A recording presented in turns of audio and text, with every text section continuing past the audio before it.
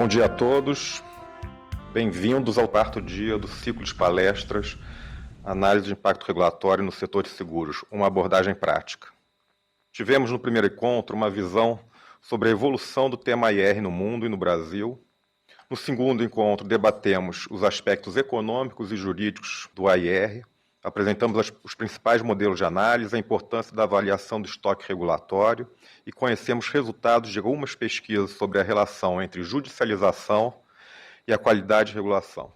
No terceiro dia, tivemos contato com o processo de IR adotado por duas agências, a ANEEL e a Anvisa, com especial enfoque nos guias de IR. Hoje, dando continuidade a uma abordagem mais prática sobre a análise de impacto regulatório, a ANAC, representada pelo senhor Marcelo Rezende Bernardes, superintendente de planejamento institucional, e a Anvisa, na pessoa do senhor Flávio Saab, gerente de análise de impacto regulatório, representante do senhor Renato Porto, diretor da agência, apresentarão casos práticos de análise de impacto regulatório, explorando os resultados alcançados, as lições aprendidas e outros aspectos. Nos acompanhará nessa jornada, como das outras vezes, o Dr. José Vicente Mendonça, professor de Direito Administrativo da Faculdade de Direito da UERJ e coordenador do Laboratório de Regulação Econômica da Faculdade de Direito da UERJ. Lembrando que na próxima sexta-feira, dia 26 de julho, às 20 horas, nesse mesmo local, teremos o último dia do ciclo de palestras sobre a IR. As inscrições podem ser feitas pelo site eventos.cnseg.org.br. Antes de passarmos às apresentações, chamo ao palco Márcio Corelano para dar as suas boas-vindas.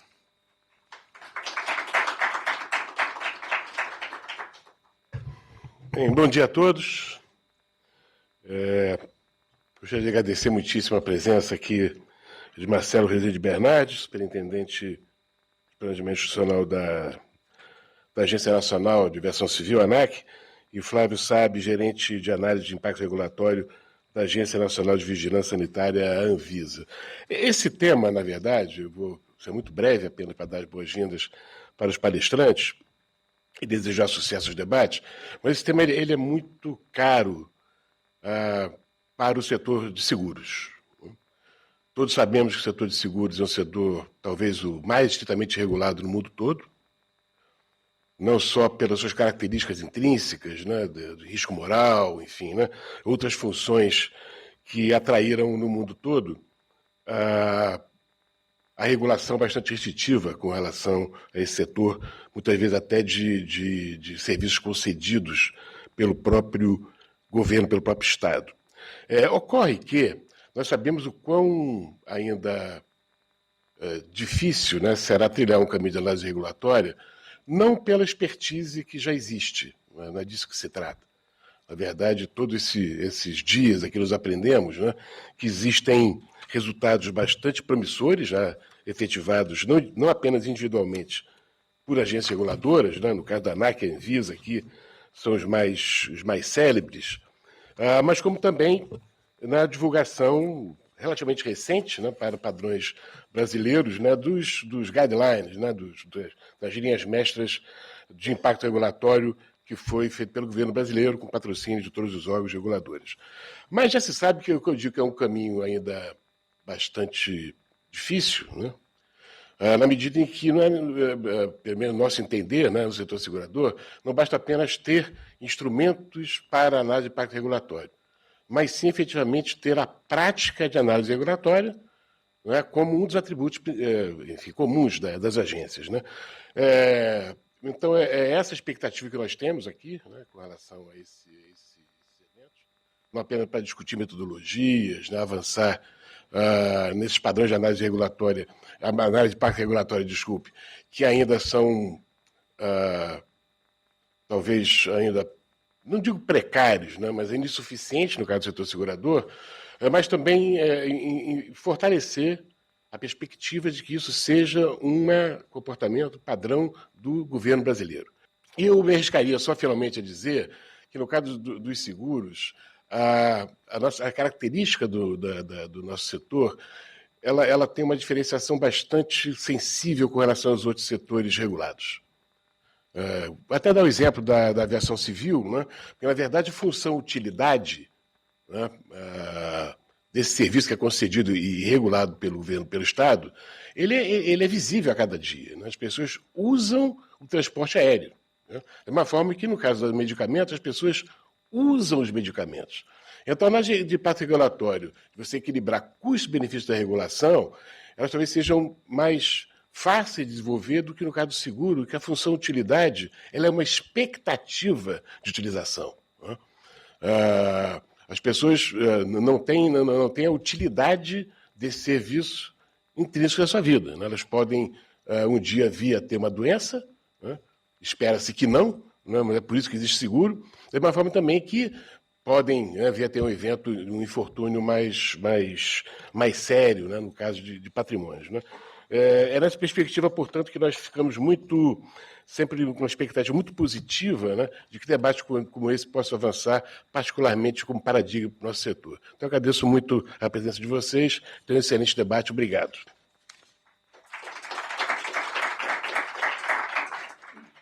Então, eu chamo aqui o senhor Marcelo Rezende Bernardes, superintendente de planejamento institucional da ANAC, para fazer a sua apresentação.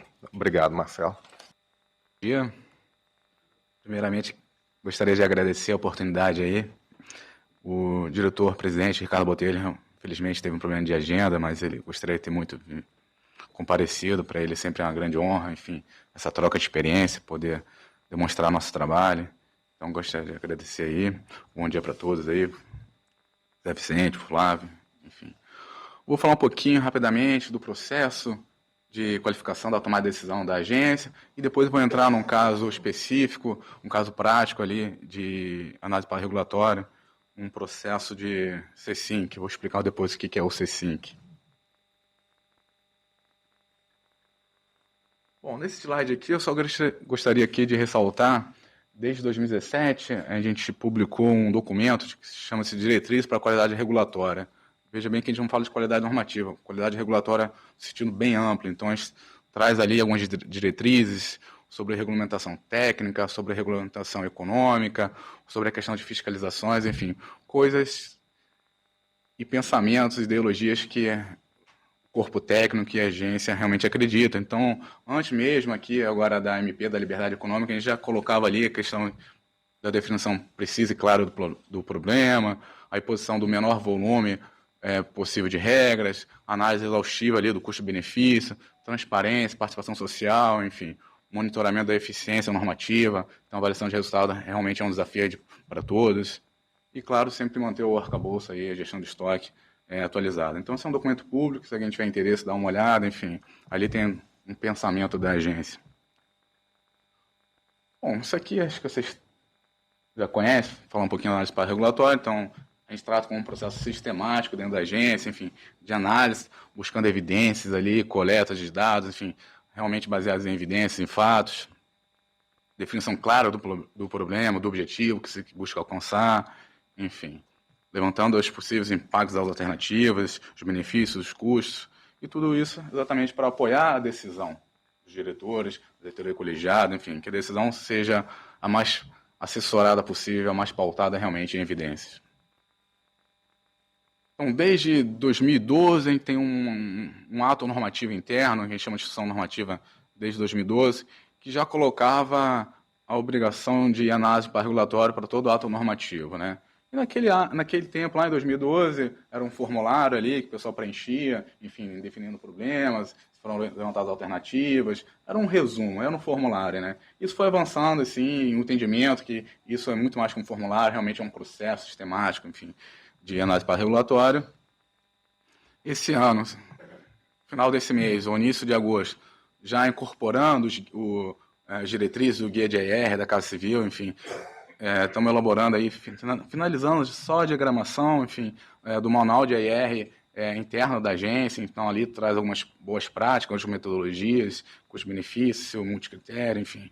A gente não define um padrão dentro da agência, então é livre para cada área definir qual metodologia utilizar de acordo com casos. São 6 áreas internas, então várias peculiaridades, diferentes áreas, diferentes problemas. E também um guia de participação social, para aumentar a participação social, principalmente na fase de elaboração do AR. Bom, isso aqui é o processo de forma bem resumida, enfim. Tem duas entradas, ou pela agenda regulatória, que a gente faz também desde 2013, a agência publica a sua agenda regulatória. Não são todos temas normativos, mas os principais, com os principais impactos, enfim, para a sociedade. E existem outras demandas de cada área, demandas menores, que não estão na agenda. Então, esse é o processo de entrada. A gente separa bem a fase ali de estudo, elaboração da proposta. A parte de análise de impacto regulatório vai muito ali na fase de estudo. Então, a gente estuda e, ao final, analisando alternativas, enfim, toma-se a decisão se realmente a melhor decisão é regulamentar. Às vezes, a melhor decisão não é regulamentar, né? A melhor decisão, vamos dizer, regulatória não é regulamentar, né? Então, por isso que a gente tenta definir bem, separar o que é a fase de estudo e elaboração de proposta. Quando vai para a elaboração de proposta, aí sim vai para o ato em si, né? Para a norma. Isso submete à audiência pública, obrigatória também pela lei, agora pela lei das agências, que já era obrigatório pela lei da criação da ANAC, passa pelo processo de audiência pública, onde se analisa todas as contribuições, um a um, enfim. Isso você publica todas as análises de contribuições, se a gente acatou ou não, uma a uma, enfim. Passa para uma análise da procuradoria, uma análise jurídica normalmente, e aí sim vai para a deliberação final da diretoria colegiada. Bom, esse é o processo macro, bem resumido, do processo normativo dentro da agência, enfim. E aí, para qualificar, sim, a gente tem um processo de análise regulatória, que é feito muito na fase de estudos, e os demais instrumentos de governança, que eu vou falar um pouquinho depois. Tudo isso, claro, focando na segurança jurídica, previsibilidade, transparência, robustez técnica. Bom, foi o que eu falei na fase de estudos, ali, elaboração da proposta. Ali está, vamos dizer, o grande foco ali da análise regulatória. Então, é elaborado uma análise regulatória, já tem uma discussão técnica da diretoria sobre as alternativas, enfim. Cada vez mais a gente busca a participação da sociedade nesse momento, não só lá na audiência, quando o ato está pronto, porque quando o ato está pronto, normalmente as ideias já estão consolidadas, já estão no papel escritas, né? É um pouco mais complicado, às vezes a área técnica volta atrás. Então, ali, na hora que está se definindo o problema, coletando os dados, insumos para uma análise regulatória, então a intenção é cada vez mais envolver a sociedade nessa fase e sem aquela também formalidade da audiência pública. Bom, isso aqui é só um número, então acho que hoje, desde 2000, desde a criação da agência, enfim, já foram realizadas 241 audiências públicas. A gente recebe as contribuições, foi o que eu falei, o relatório é publicado na internet, relatoria do tema que vai para a audiência pública, é feito um sorteio público, então não é designado um diretor, é feito um sorteio para decidir qual é a relatoria, sorteio é público, enfim. Passando ali para a fase final, também as reuniões da diretoria são públicas, são transmitidas, são gravadas, as atas são disponibilizadas. Então, são vários instrumentos que contribuem para a qualificação da tomada de decisão, né? Além do AIR. Também isso aqui, se eu não me engano, foi até uma cópia ali dos nossos colegas da Anvisa, enfim, né? A gente fez uma adaptação, mas é o processo simplificado ali, então a identificação do problema, análise do problema, identificação das principais alternativas, análise de impactos e comparação das alternativas, enfim, estruturação da estratégia, principalmente de fiscalização e monitoramento, para ver se aquele objetivo está sendo atingido. Bom, agora eu vou entrar no caso específico. Acho que eu fui um pouco ousado nesse caso aqui. Esse caso é uma análise quantitativa, teve contribuição de 2 mestrados por trás, enfim, o técnico que fez essa análise, colocar ele aqui, ele vai falar durante 4 horas, pela paixão, pela complexidade, enfim, pela riqueza dos detalhes. Eu tentei resumir aqui tudo em 10 minutos. Bom, o que é SESINC? É o Serviço de Prevenção, Salvamento e Combate a Incêndio em Aeródromos. Então, todo aeródromo tem que ter um sistema de resposta à emergência, enfim, e o SESINC faz parte dessa resposta. Então, todo aeródromo tem que ter ali um serviço de SESINC, né? Um SESINC. Isso tem um custo, né? O setor aéreo também, a parte econômica, o setor vem desregulamentando desde 2000 para cá, só que a regulação técnica voltada para a segurança, que é o core realmente da agência, é muito pesado. A regulação técnica realmente é muito pesada voltada para a segurança, o nível de padronização internacional é muito grande, né? O nível de internacionalização do setor é muito grande. Um avião fabricado pela Embraer voa aqui, voa nos Estados Unidos, voa na Europa, nossas empresas aéreas voam aqui, voam na Europa. Então, o nível de padronização, enfim, é muito grande no setor aéreo e realmente o foco é segurança, chegando nos setores mais seguros do mundo, né, em termos de acidentes. Só que tinha uma percepção na época que esses requisitos, principalmente para os pequenos aeródromos, estavam inviabilizando o desenvolvimento desses pequenos aeródromos. Porque eles tinham que manter todo um serviço ali de C5. O que é um serviço C5? Então tem que ter equipamentos, caminhões de combate a incêndio. O bombeiro que atua nesse aeródromo, ele é certificado pela agência e tem um treinamento especial. Então são vários requisitos para ter esse serviço de C5. Bom, e aí isso envolve, claro, os operadores de aeródromos, os operadores aéreos que têm interesse em voar para esses aeródromos menores, os operadores de C5, esses bombeiros, enfim, tudo isso. Então, basicamente, tentou-se identificar realmente se o C5 era um problema ou não, essa percepção que tinha para o desenvolvimento regional. Então, vou falar um pouquinho detalhado de cada etapa, mas foi feita a identificação de problemas, envolvido todas as partes interessadas, fizemos benchmark intencional para verificar e aí, como os outros países fazem, né? Enfim, foram levantadas 4 alternativas, feita uma análise de custo e risco, exposição ao risco, se aumentar ou não, se eu flexibilizasse esses requisitos, e aí foi tomada a decisão pela diretoria. Bom, para a identificação do problema e coleta de insumos, foi feito vários workshops envolvendo ali governo, sindicatos de bombeiros, operadores de aéreos, operadores de aeródromos, enfim, todo mundo, todas as partes interessadas, exatamente para coletar e discutir o que poderia ser melhorado nessa questão dos requisitos ali de C5. Além disso, foi feita uma pesquisa, e aí colocada ali a pergunta ali no que tange a infraestrutura aeroportuária, o obstáculo à expansão da aviação regional mais apontado para empresas aéreas que operam voos domésticos é a falta de C5, né? Então, a falta de C5 inviabiliza também a empresa aérea voar por lá, porque tem a questão do seguro, muitas vezes o seguro não quer cobrir, porque falta, sim, um grupamento ali de combate a incêndio. Mas, ao mesmo tempo, também foi apontado em outra pesquisa que essa questão a necessidade de você investir numa operação dessa e manter essa operação de C5 é muito pesado para os pequenos aeródromos. Feita aí uma identificação das experiências internacionais, enfim, foi verificado que o Canadá era mais flexível, então ele liberava esses requisitos, flexibilizava esses requisitos da necessidade de ter um C5 ali para aeroportos que tem uma movimentação de até 180 mil passageiros por ano. O Canadá vai mais flexível ainda, 350 mil passageiros por ano. Então, um aeroporto que tem uma movimentação ali, processo 350 mil passageiros por ano, está liberado desses requisitos. Já os Estados Unidos era menos flexível, o Reino Unido também menos flexível que as atuais normas, né? E aí, basicamente, foram feitas 4 alternativas de acordo com a classe do aeródromo. A classe do aeródromo normalmente é em função do processamento de passageiros. Então, por exemplo, eu tenho uma classe que processamentos até 200 mil passageiros por ano, outra classe 200 mil a 1 milhão de passageiros por ano, 1 milhão, 5 milhões de passageiros por ano e acima de 5 milhões. São divididos em 4 classes. E foi verificado qual o custo de eu manter aquele caminhão de bombeiro funcionando ali 24 horas por dia, ter aquele grupamento ali também, enfim. E verificou que isso nos aeroportos de classe 4, que processam, por exemplo, mais de 5 milhões de passageiros por ano, o custo por passageiro na tarifa ali era de 58 centavos. Em comparação para os aeroportos pequenos, o custo era de R$20 por passageiro. Então, a diferença, acho que enorme ali entre quem tem um certo volume de processamento e quem tem pouco volume. Então, realmente pesava para os pequenos aeroportos. Bom, não vou entrar no detalhe desse gráfico aqui, mas foi feita toda essa análise de custo, enfim. E aí, importante é a participação das partes interessadas para você coletar esses insumos, né, do custo. Então, realmente verificou que tinha uma carga muito pesada com um aeródromo de pequeno porte manter toda essa operação.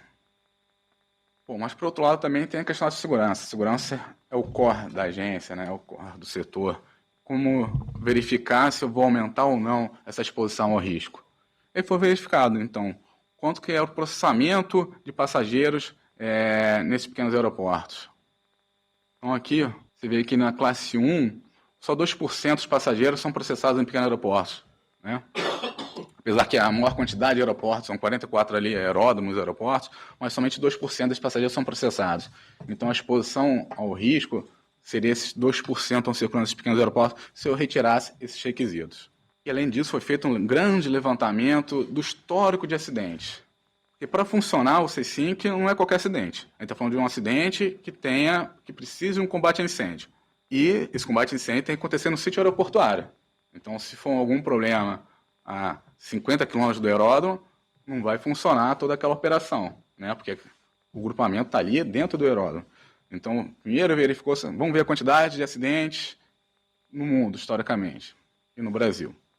Depois, vamos ver a quantidade de acidentes que envolveram algo de incêndio. Depois, a quantidade de acidentes que envolveram incêndio dentro do sítio aeroportuário, que é onde o C5 pode realmente operar. E foi feito isso balanceando pela quantidade de decolagens. Então, por milhão de decolagens, qual é a quantidade de acidentes que poderiam envolver uma operação de C5, né? E esse outro gráfico aqui, enfim, fala um pouco de decolagens, da porcentagem de risco por decolagem. E chegou com a conclusão, realmente, assim, a exposição ao risco ia aumentar. Claro que ia, se eu tirasse esses requisitos, mas é na casa de 1 elevado a menos 10, é muito pequena. Então não teria, enfim, nenhum problema se eu flexibilizasse para poder realmente permitir, enfim, reduzir esse custo para o operador e permitir que a aviação regional se desenvolvesse. Então, ao final, a diretoria decidiu entre as 4 escolhas, e a primeira escolha era o status quo, manter, né, os requisitos atuais. Depois eu teria uma flexibilização que ia crescendo à medida, então vou permitir só 7 frequências nesses pequenos aeroportos. Será que resolve? Verificou-se também entrevistas, enfim, com stakeholders, que provavelmente não ia resolver somente liberar 7 frequências. Então vamos a outra alternativa, se eu não me lembro, acho que era 5 frequências, depois para 7 frequências semanais. E a outra realmente era liberar esses requisitos ali da implantação do C5 para aeroportos da classe 1, que é até 200 mil passageiros por ano. E foi decisão da diretoria. Então fiz um resumo, mas foi um processo bem pesado, envolveu bastante discussões, muita coleta de informação, muita análise de dados e pesquisa junto aos regulados, junto aos usuários, exatamente para eu verificar qual que era o custo. E aí, classificando esse custo, analisando nos diferentes operadores de aeródromo, conforme o seu porte, a gente verificou realmente, para um aeroporto grande era 50 centavos na passagem, para um aeroporto pequeno era R$20, e qual seria a exposição ao risco se eu flexibilizasse esses requisitos. E verificou com base no custo e na exposição ao risco, seria benéfico, enfim, analisando os benefícios que essa flexibilização desses requisitos. Bom, acho que tem tempo, então vou falar rapidamente de um outro caso, antes de falar dos próximos passos, que também é a importação de aeronaves leves esportivas. A atual regra era que permitia a importação de aeronaves leves esportivas. Isso não tem uma restrição, barreira de entrada, mas no fundo eu estou trazendo um risco maior para o setor, quando eu permito essa importação, né? Mas ao mesmo tempo eu quero também que o setor se desenvolva ali através de pesquisas, por meio dessa montagem, dessa inovação ali das aeronaves leves esportivas, enfim, da montagem de um avião amador, né? Então, ao mesmo tempo, eu quero impulsionar e fomentar a inovação no setor através, enfim, de um engenheiro que resolva, por exemplo, montar o seu próprio avião, né? Então, isso é desejável no setor, né? Para essa inovação no setor. Isso era feito no Brasil, só que lá se não me engano, em 2000 por ali, eu liberei a importação. A gente viu que o gráfico mostra ali que a importação cresceu muito e, no fundo, a inovação nacional ficou prejudicada. Então, eu trouxe um risco maior para o setor, porque esse tipo de aeronave não possui um processo tão robusto de certificação, enfim, né? Não são produtos aeronáuticos certificados pela agência. Então, eu trouxe um risco, ao mesmo tempo comecei a matar o benefício, que era a inovação interna. E aí, nesse caso, foi bem diferente. No outro, a gente viu uma análise de custo e risco. Nesse caso, a gente partiu para uma análise multicritério. Então, foi estabelecido ali alguns critérios, como custo para o usuário, custo para a ANAC, o custo do fabricante nacional, a questão de segurança, também da padronização internacional, enfim. Foram levantadas algumas alternativas, então, para a construção amadora, não proibir a importação, ou restringir a importação, ou até mesmo proibir a importação. E para as aeronaves leves esportivas, também não proibir a importação, permitir a importação apenas de aeronaves leves esportivas especial, ou também com acordo internacional sem considerar a lei especial, ou proibir também a importação. Então, foi algumas alternativas. Isso aqui é um kit que é importado. Então, o pessoal importa o kit, monta o avião aqui, né? Então, basicamente, tem só montagem, mas você vê que importam, montam, começam a operar ali, mas você não tem aquele benefício que realmente é o desenvolvimento aqui da indústria nacional. E aí também envolveu usuários, os fabricantes nacionais, os fabricantes internacionais, todo mundo. Foi decidido pela análise multicritério, bem diferente da outra, que foi uma análise de custo e risco. Por que análise multicritério nesse caso? Enfim, porque favorece ali uma análise crítica e melhorias em cima dos critérios, das alternativas levantadas. É possível auditar todo o processo também. A própria construção, você passar por esse processo de se debruçar sobre os critérios, sobre alternativas, traz um autoconhecimento ali para a área técnica, enfim, né?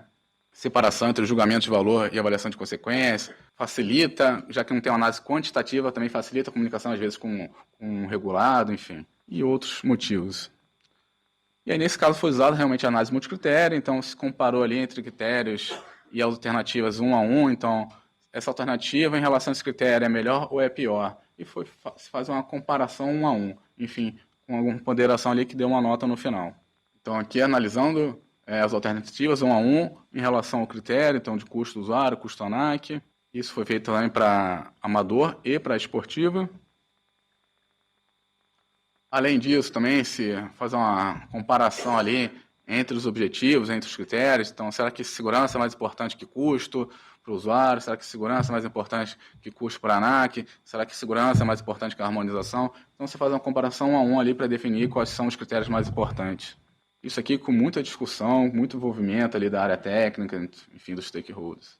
E ao final a gente tem ali um teste aqui, né, de visão, enfim, mas conforme as alternativas elencadas ali, por exemplo, proibir a importação de aeronave de construção amadora. A gente tem aqui como ficou a pontuação em relação aos critérios, enfim, então, em relação ao custo usuário, custo ANAC, o custo de fabricação, segurança, enfim. Então, a alternativa que foi levantada realmente foi proibir a importação de aeronaves, que viu que estava matando a indústria nacional e estava trazendo um risco ali para a segurança. Segurança aqui é a parte azul, você vê que traz um risco ali para a segurança grande. Já em relação à importação de aeronaves leves esportivas, foi tomada uma outra decisão, enfim, foi restringir a importação de aeronaves leves esportivas usadas. Enfim. Então, trouxe aqui 2 casos, ter uma ideia, como que se pode aplicar a análise regulatória. Então, uma análise quantitativa, pesada ali, com muito levantamento de dados, muita coleta de dados, e a outra aqui é uma análise mais baseada na análise multicritério, enfim, sem uma avaliação, vamos dizer, quantitativa ali de custo, enfim. Então, foram 2 AIRs bem embasados, mas com metodologias distintas. Bom, agora eu vou voltar aqui só para o final. Então a agência vem avançando, né? Como falei, antigamente, lá em 2012, era só um formulário que a gente aplicava, a gente partiu para uma nova abordagem, que realmente é um processo sistemático, envolve participação social, coleta, descrição do problema, enfim, é o processo de AIR, a gente vem aplicando, mas ainda tem alguns desafios, né? Acho que todos, né? Então, que é testar as novas metodologias, então, de AIR para cada caso específico. Então, você vê que um caso para C5 foi realmente uma metodologia ali, custo e risco, a outra foi análise multicritério. Difícil saber qual que é melhor, né? No fundo, depois é a avaliação de resultado que vai trazer essa nossa resposta. Então, outro desafio aqui, acho que não só para a ANAC, acho que para todos os órgãos da administração direta e indireta, fazer uma avaliação de resultado, fazer uma análise do resultado da política pública, né? A gente é muito bom em formular, só que não em avaliar, né? Então a gente precisa avançar realmente se o que eu tracei está sendo realmente trazendo os benefícios esperados. Além disso, um próximo desafio da agência é buscar também indicadores de qualidade regulatória, né? E também uma análise qualitativa do estoque regulatório, né? Então, o estoque regulatório também é um dos diretrizes do governo, de a gente gerir estoque, reduzir o estoque regulatório, enfim. A gente terminou o levantamento esse ano do nosso estoque regulatório, do tempo médio de uma norma passa sem ser reavaliado, reanalisado, enfim. Então, agora a gente está fazendo essa análise qualitativa do nosso estoque regulatório também, é um dos próximos desafios. Bom, aqui está o e-mail da Superintendência de Planejamento Institucional. A Superintendência de Planejamento Institucional, ela não realiza a análise de impacto regulatório dentro da agência. Quem realiza essa análise de impacto regulatório são as superintendências finalísticas. O que a gente faz lá, a gente tem uma gerência de qualidade normativa que basicamente cuida e tem uma visão transversal, enfim, holística do processo.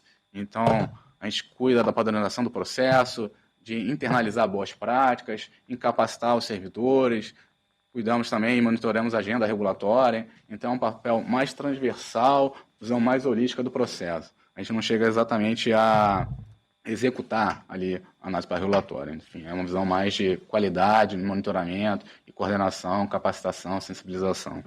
Bom, não sei se passei um pouco do meu tempo, tranquilo? Bom, mas acho que era isso. Estou à disposição aí para perguntas, vai ser só o final, né? Enfim, tentar responder tudo. Se eu não conseguir, eu respondo depois. Obrigado, gente. Obrigado, Marcelo, pela apresentação. Certamente eu já tenho algumas perguntas, mas vou deixar para o final. Eu vou chamar agora aqui o Flávio Sábio para fazer a apresentação da Anvisa aqui. Obrigado. Bom dia a todos. Primeiramente, em nome do diretor Renato Porto, que gostaria de ter vindo pessoalmente, mas por motivos que fugiram à vontade dele, ele não pôde vir. Então, ele me pediu que viesse aqui compartilhar um pouco das experiências da Anvisa em análise de impacto regulatório. A minha proposta para a gente fazer esse encontro aqui é que a gente divida ele em dois momentos. Um primeiro em que eu vou falar sobre o contexto da AIR na Anvisa, e um segundo momento em que eu vou passar por algumas experiências práticas que a Anvisa viveu recentemente em análise de impacto regulatório. Então, a Anvisa, para aqueles que não conhecem, é uma agência reguladora vinculada ao Ministério da Saúde e ela regula setores-chave da economia brasileira. Eu vou citar alguns exemplos: o setor de medicamentos, o setor de tabaco, o setor de cosméticos, o setor de equipamentos médicos, o setor de agrotóxicos, são todos setores regulados pela Anvisa. Um estudo do IBGE datado de 2014, ele aponta que a Anvisa regula 22,7% da economia brasileira. Então, tendo em vista que a Anvisa regula quase 1/4 da economia do Brasil, isso já dá o tom dos desafios que a agência tem em promover boas regulações. Boas regulações na medida em que elas enfrentem problemas públicos e que elas se acomodem na economia brasileira de modo a sustentar o desenvolvimento do país. A Anvisa começou a militar em análise de impacto regulatório no ano de 2008. Eu não erro se eu disser que a Anvisa teve esse pioneirismo. A Anvisa foi a primeira a desbravar esse caminho da análise de impacto regulatório num processo construído junto com o PROREG da Casa Civil a essa época. Isso não aconteceu de maneira fortuita e nem por motivo fortuito. O que ocorreu? A Anvisa, nesse ano de 2008, a Anvisa fez um diagnóstico do seu processo interno de regulação e a agência identificou que os processos de regulação eram conduzidos na casa de mais de 70 maneiras diferentes. Então, a condução do processo ocorria do técnico, a depender do gestor, a depender do diretor que conduzia. Então, isso gerou muita preocupação à época e isso ensejou a Anvisa elaborar o seu primeiro guia de boas práticas regulatórias.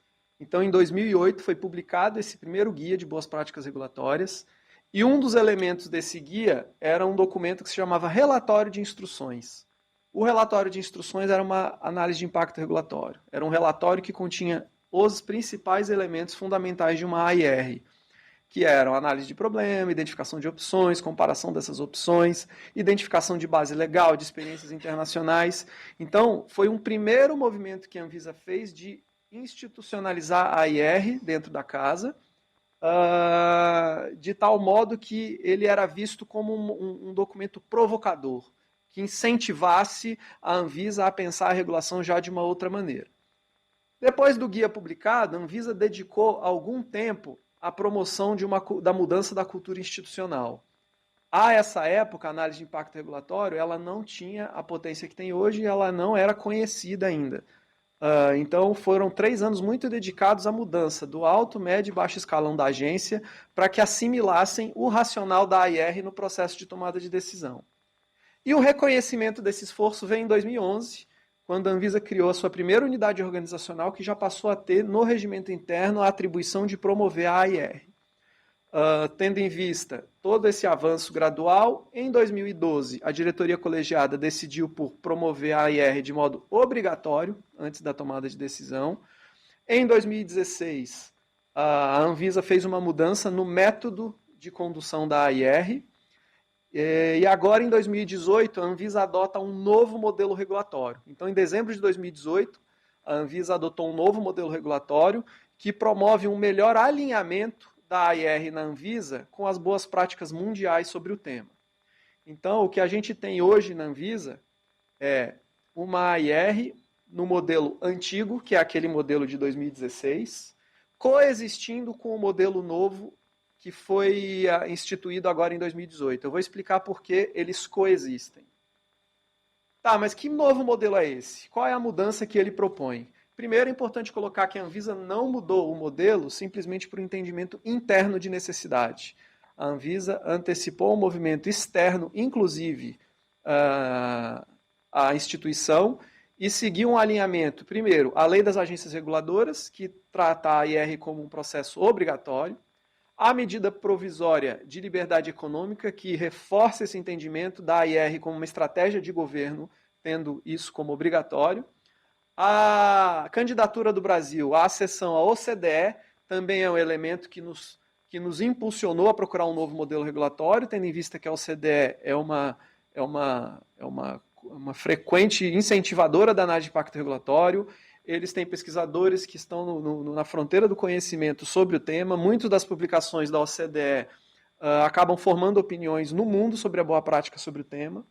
E, por fim, os movimentos recentes da Casa Civil, que em 2018 apresentaram novas diretrizes para a AIR, também nos impulsionaram a procurar um novo modelo regulatório. E como que é esse novo modelo regulatório? A Anvisa instituiu a sua regulação prevista em 3 grandes momentos. Um primeiro momento do planejamento regulatório, que é quando a Anvisa institui métodos para prever a sua intenção de regulação e tornar isso público por meio de uma agenda regulatória. O segundo momento é o da construção da intervenção regulatória, que é quando, propriamente dita, a Anvisa abandona apenas a intenção de regular e passa a efetivamente dar os passos de estudos que são necessários para uma tomada de decisão. Então, essa segunda etapa da construção da intervenção regulatória, ela tem 4 fases. Uma primeira de abertura do processo regulatório, que é quando a Anvisa comunica à sociedade, aquele tema que estava na agenda regulatória, que era uma intenção de regulamentação ou de regulação, agora ele passou a ser estudado. Então, a Anvisa dá publicidade a isso por meio dessa abertura do processo.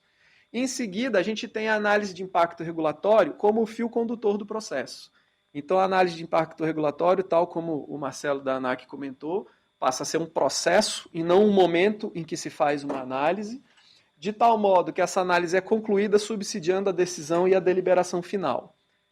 A terceira fase desse processo de regulação é quando a regulação já está funcionando e a gente tem os desafios de fazer a gestão do estoque, monitoramento e análise do resultado regulatório. Então, de modo geral, esse é o novo modelo regulatório da Anvisa e ele dá evidente protagonismo à análise de impacto regulatório. O que a Anvisa, por razões internas, optou por fazer?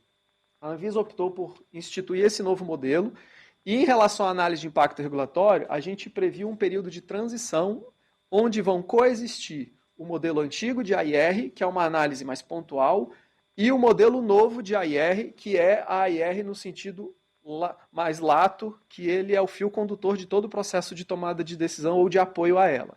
Então, hoje na Anvisa, durante 2 anos, a gente tem coexistindo essas 2 maneiras de se fazer AIR, e eu vou falar um pouco sobre ambas. Como é que é a AIR no modelo antigo? Lembrando que eu comentei que a AIR no modelo antigo é aquela análise que é feita em um ponto do processo. Bom, é uma análise de impacto regulatório feita com método multicritério, também apoiado e baseado no método Macbeth, e que institui uma comparação daquela proposta normativa já elaborada com o não fazer nada, prospectando os impactos que aquela proposta já elaborada tem sobre os principais agentes impactados pela agência. Então, a agência sabe que os principais grupos de mercado afetados pela sua ação são o setor regulado, a própria Anvisa, os entes do Sistema Nacional de Vigilância Sanitária, que são os nossos fiscais nos estados e nos municípios, e o cidadão. Então, a Anvisa, compreendendo que esses são os principais grupos afetados por sua ação, a gente construiu indicadores que são avaliados e aplicados a uma proposta de norma, de modo a, antes da tomada de decisão, a Anvisa ter conhecimento sobre quem são os principais impactados sobre essa proposta. Então, o que a gente tem nesse exemplo que eu trouxe? Ele é um exemplo prático, mas eu queria reforçar bastante o entendimento do resultado disso. O que a gente tem? O setor regulado, que é um dos grupos afetados, ele tem 4 indicadores de impacto previamente estabelecidos. Nesse caso concreto, em relação ao setor regulado, o resultado aponta uma preocupação em relação à carga administrativa, que é a prestação de informações. O que esse resultado indica? Se essa decisão for tomada, senhores diretores, existe uma preocupação que o setor regulado pode ter uma repercussão em termos de carga administrativa. Além disso, para citar um outro exemplo, existe uma perspectiva de impacto sobre o cidadão com uma sinalização mais grave, que é o sinal vermelho. Em que indicador? Em que indicador que isso apresenta uma preocupação? No indicador risco sanitário. Então, é uma perspectiva de tomada de decisão que a Anvisa aponta para decidir e que ela propõe ou ela tem um potencial impacto sobre o cidadão em termos de risco sanitário. Há uma maior exposição do cidadão a risco sanitário se essa decisão for tomada. Então, a ideia desse modelo que eu estou chamando de fluxo antigo era, antes da tomada de decisão, subsidiar os diretores com essas informações. Compartilhando com os senhores a minha visão, porque eu também tenho a minha face de pesquisa, né? Eu milito na pesquisa também. Essa fala minha não representa a visão institucional, mas, enquanto gestor da área de análise de impacto regulatório, eu milito nas duas frentes. O que ocorreu? Nesse aspecto, o apoio à tomada de decisão era tardio, quando já havia uma minuta de proposta para regulação. Então, quando você já tem todo um esforço dedicado à elaboração de uma proposta, a análise de impacto regulatório é feita em um momento já tardio. Então, o tomador de decisão olha para esse retrato mais preocupado com o que ele está dizendo, mas com pouca flexibilidade de promover mudanças. Na literatura, existe uma figura que um pesquisador inglês trouxe, que é a da autocaptura. É quando o próprio órgão regulador já está capturado pela sua opinião. Já existe tanto esforço institucional dedicado a essa construção da minuta que mudar de ideia já é tarde. Então, ao meu ver, esse foi o grande ponto que nos fez procurar uma alternativa de modelo regulatório em termos de análise de impacto regulatório.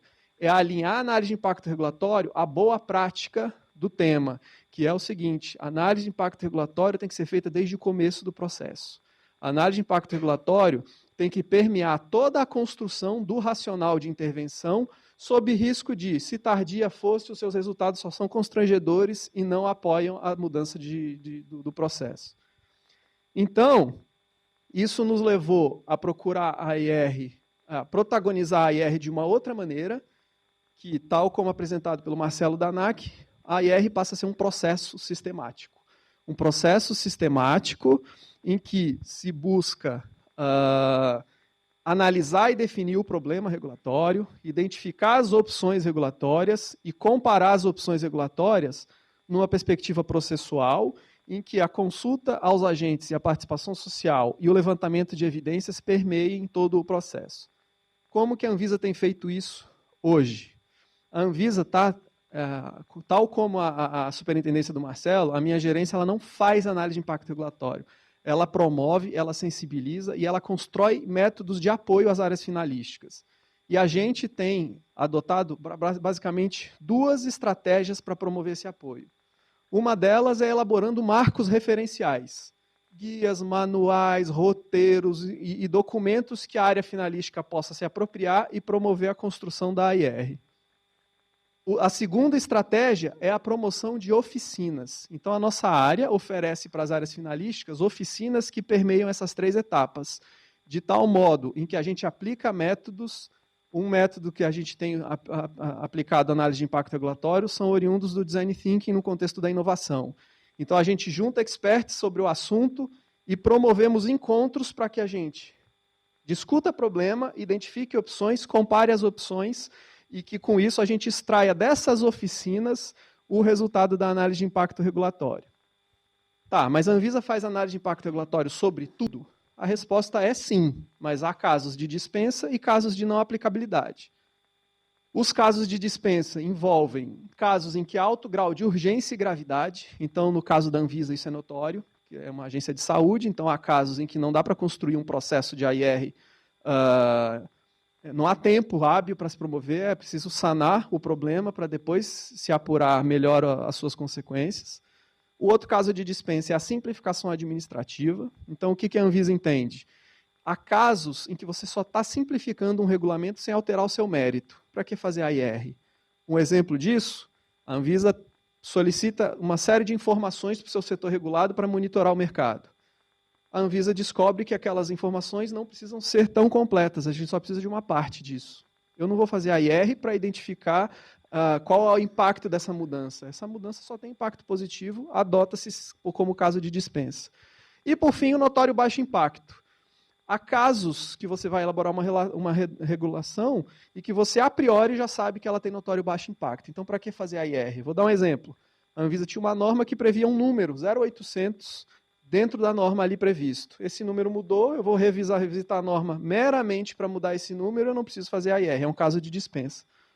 Além de que tem outros casos que são de não aplicabilidade de AIR. Se eu vou corrigir um mero erro material de publicação, se eu vou revogar um dispositivo obsoleto, que o objeto de enfrentamento ele já nem existe mais, ou se eu vou consolidar normas, que é o caso de são 2 normas e que eu vou transformar em uma só sem mudar uma vírgula. Isso aí também é um caso de não aplicabilidade. Então a Anvisa faz AIR de tudo, mas há alguns casos de dispensa e de não aplicabilidade. Bom, eu falei antes que a AIR é um processo, eu falei que a gente oferece marcos referenciais e conduz oficinas para que isso seja construído, mas isso se materializa por meio de um relatório, que é o relatório de análise de impacto regulatório. Então, esse relatório ele tem uma estrutura que obedece aos fundamentos e aos elementos principais da AIR, e a construção desse relatório, bem como a condução das etapas do processo, elas têm uma potência muito grande em termos de participação social. No caso da Anvisa, a gente tem, tal como a ANAC, um cardápio de participação social, que são quase uma dezena de mecanismos participativos que a gente lança a mão para coletar dados. E a gente tem um dos itens desse cardápio, que é a tomada pública de subsídio. A tomada pública de subsídio é um mecanismo participativo aberto ao público, realizado em prazo definido para coletar dados e informações por escrito sobre o relatório de AIR. Em outras palavras, a gente criou um mecanismo participativo para colocar o relatório de AIR na rua e ouvir a sociedade. Tá? Sociedade, a gente fez um estudo e a gente está na iminência de tomar uma decisão. O que vocês acharam desse estudo? A ideia é essa e a tomada pública de subsídio tem esse caráter. Bom, muito bem. Então, lembrando, eu falei que a gente tem um fluxo antigo de AIR, que é aquele dos indicadores e dos semáforos. Aquelas experiências, a Anvisa, de AIRs naquele modelo, a gente já tem mais de uma centena de experiências daquelas. São experiências públicas que estão no site da Anvisa, que se os senhores quiserem visitar, elas estão lá. Mas eu queria trazer aqui experiências já do novo modelo. Porque, apesar dele ser recente, a gente já tem 4 experiências de regulação conduzidas na Anvisa no novo modelo. Lembrando que o novo modelo é aquele que tem a AIR como processo e que a gente constrói, analisa e define o problema, identifica opções e as compara. Então, já no novo modelo, a gente já tem 4 experiências de AIR. Nenhuma delas tem o seu desfecho ainda, que é a tomada de decisão, até porque a AIR é recente, mas já são AIRs completas, robustas e com os elementos de análise de impacto regulatório que a gente espera. Então, dessas 4 experiências, uma foi feita pela nossa área finalística de alimentos, a outra pela nossa área finalística de serviços de saúde, a outra pela nossa área finalística de laboratórios e, por fim, a última, mais recente, foi feita pela nossa área de medicamentos. Então, dessas 4 experiências, em 3 delas a diretoria colegiada optou por não fazer a tomada pública de subsídios, mas na primeira a diretoria colegiada optou por fazer a tomada pública de subsídios, é sobre ela que eu vou falar um pouco. É a regulação da rotulagem nutricional de alimentos. Esse é um tema bom de falar, porque ele também tem poucas particularidades técnicas, até porque, como eu falei, quem faz a AIR, quem conduz é a área finalística. Então, mas é um tema que nós temos uma compreensão enquanto cidadãos. Ele diz respeito à rotulagem nutricional, aquele quadradinho que vem nos alimentos. Ele foi tornado obrigatório no Brasil como parte de uma estratégia de saúde pública para se promover a alimentação adequada e saudável. Então, isso foi instituído no Brasil. E a ideia era fornecer aos consumidores, por meio daquela rotulagem, os principais nutrientes dos alimentos, de modo a ajudar o consumidor a tomada de decisão sobre o que é mais saudável e o que é menos saudável, e adicionalmente, incentivar a indústria a procurar alimentos mais saudáveis, uma vez que, com a combate a essa assimetria de informação entre o produtor e o consumidor, existe um incentivo para que o produtor procure alimentos mais saudáveis. Então, essa era a ideia. Ocorreu que as evidências científicas começaram a apontar que isso não estava gerando o resultado esperado. No Brasil, ao contrário de em outros países, a condição de a rotulagem nutricional cumprir o seu objetivo não vinha sendo atendida. Então, foram feitas oficinas de análise e definição de problemas e descobriu-se que essa rotulagem, tal como exemplificada aí, ela é um problema regulatório. Porque no Brasil, os consumidores têm dificuldade de utilizar essa rotulagem. Considerando essa evidência, a área finalística de alimentos promoveu a análise e definição de problemas, ela identificou opções regulatórias. As opções regulatórias basicamente envolvem como que graficamente eu apresento isso para um cidadão. Considerando o nível educacional do brasileiro, como que graficamente eu posso apresentar essa informação de modo a cumprir meus objetivos. A outra questão é, quais são os elementos nutricionais mais importantes para constarem desse selo ou desse quadradinho. E, por fim, qual é a base de miligrama que tem que ser utilizada como padrão para que produtos possam ser comparados. Então, a área finalística de alimentos da Anvisa se deparou sobre essas opções regulatórias. Eles ainda consideraram o não fazer nada como uma alternativa e ainda consideraram opções apenas não normativas, como, por exemplo, e se educarmos melhor o brasileiro, e se fizermos apenas campanhas educativas. E o que foi feito? Uma comparação não quantitativa. Foi feita uma comparação qualitativa a partir de critérios. Então, definiu-se critérios de comparação e comparou-se aquelas vantagens e desvantagens de cada uma dessas opções para que isso subsidie a decisão. O relatório preliminar de AIR, ele tem 2 diferenças ao relatório final de AIR. Lembrando que o relatório preliminar de AIR é aquele submetido à tomada pública de subsídio. Então, essa já é uma diferença. O preliminar é o que se submete à tomada pública de subsídio, o relatório final é aquele que já incorpora as contribuições da sociedade. Essa é a primeira diferença. A segunda, no relatório preliminar ainda não há uma decisão, até porque se a Anvisa está colocando para a sociedade qual é o encaminhamento dos seus estudos, de uma maneira antecipada, não há que se falar ainda em tomada de decisão. A gente quer ouvir a sociedade antes de decidir. Então, ainda não há uma decisão sobre o melhor design, os melhores elementos nutricionais. Já há um relatório preliminar de AIR, esse relatório é público. Se alguém quiser conhecer atualmente a melhor experiência de AIR que a Anvisa fez, visitem esse documento. Ele tem 250 páginas e ele atualmente é o melhor caso que nós temos em termos de robustez e de alinhamento ao que a gente preconiza enquanto AIR e está disponível na internet. Esse caso, como eu falei, ele foi submetido à tomada pública de subsídios, e o que a Anvisa fez? A Anvisa colocou o relatório para a sociedade, tornou público aquele relatório de 250 páginas e criou uma ferramenta de comunicação com a sociedade que tem 4 sessões de perguntas. Como que funciona isso? A primeira sessão de perguntas ela é voltada ao cidadão em geral, para ouvir o cidadão em geral. Qual a percepção dele sobre o tema? Cidadão, você não precisa ter conhecimento prévio nenhum. Qual a sua percepção sobre rotulagem nutricional de alimentos? Para essa questão foram feitas 2 perguntas. Para essa sessão foram feitas 2 perguntas. A sessão seguinte já é voltada para um público mais técnico, que são 9 perguntas que solicitam apoio e avaliação e considerações sobre a análise de impacto regulatório feita, sobre o problema, sobre a identificação de opções e sobre a comparação que foi feita. A terceira sessão é voltada para especialistas em design e em comunicação. A gente pediu elementos e subsídios sobre, enfim, como que é a percepção desse grupo da sociedade sobre as opções de design que nós pensamos para a rotulagem.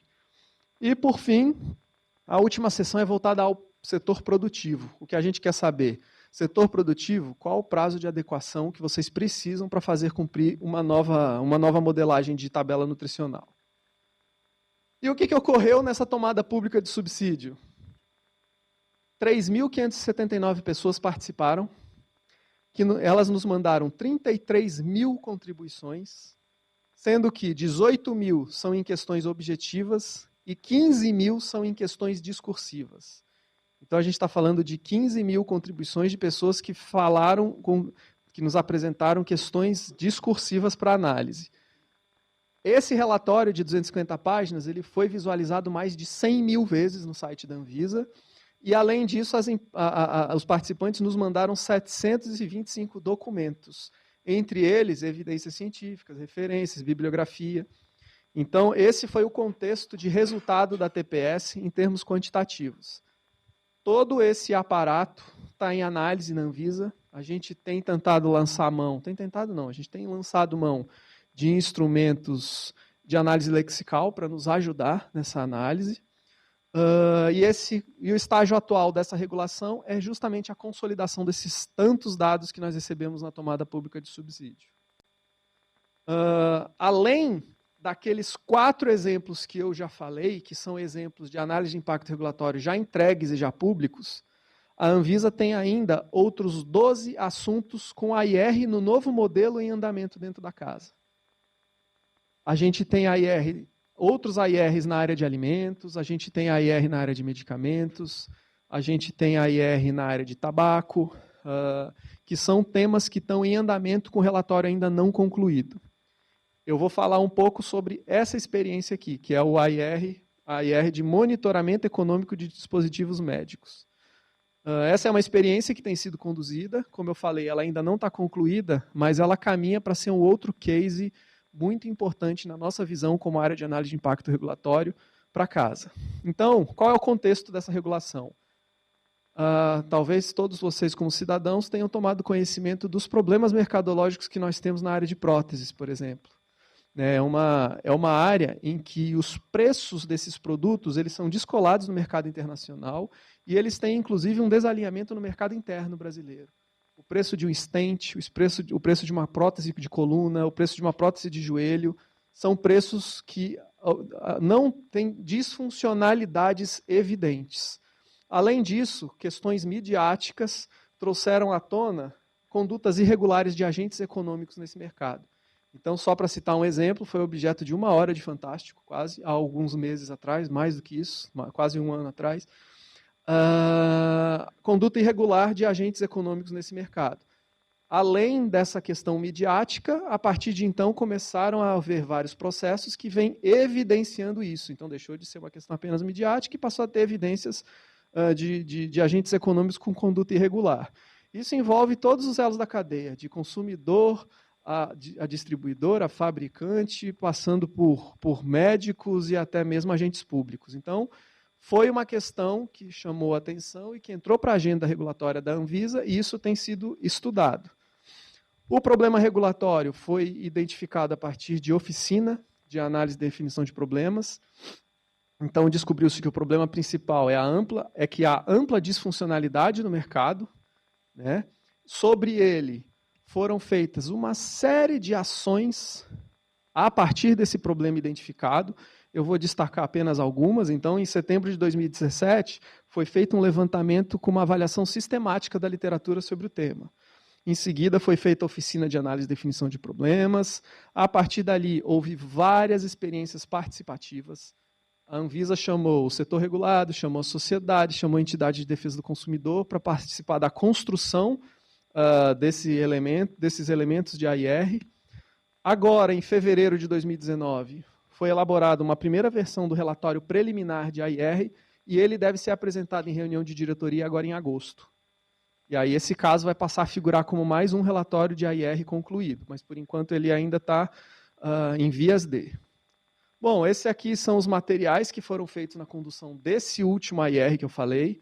Então é muito para ilustrar o esforço que tem, e é um material que já é todo público, que são os elementos que a análise de impacto regulatório tem. Então são todos os materiais elaborados, quase sempre por meio de oficinas e encontros presenciais e materializados por meio de um documento em que há o registro dessas evidências.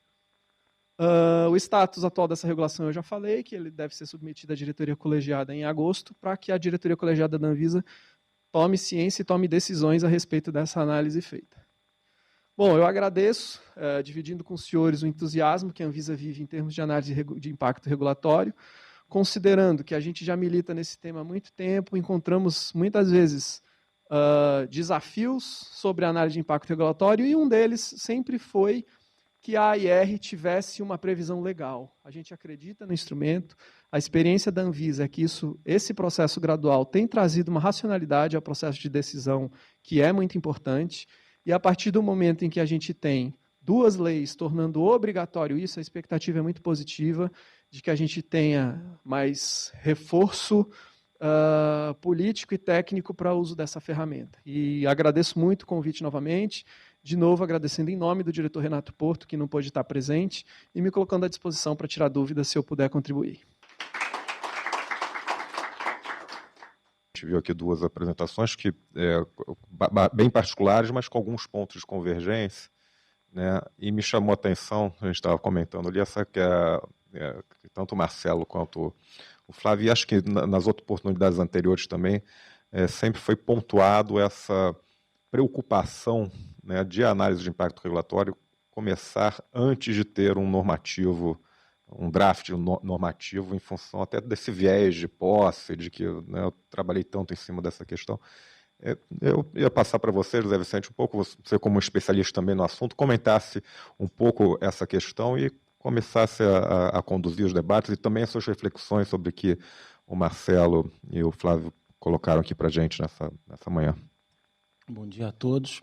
Realmente, esse viés de efeito dotação na economia comportamental identifica, quando você traz a solução, você se adona dela, você se apossa dela, e você tem uma baixa capacidade de mudar da opção que você acabou se tornando dono, e você então fica um pouco reativo a ideias que sejam radicalmente contrárias a ela, né?